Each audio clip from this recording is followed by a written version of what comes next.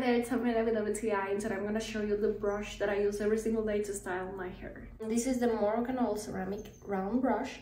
I personally have a lot of hair, so I'm always looking for brushes that are big and strong, and I like this one specifically because it's long lasting. First of all, I've been using this brush for more than 4 years now, and the material is really strong, yet it's like easy to use, and at the same time it's comfortable to hold.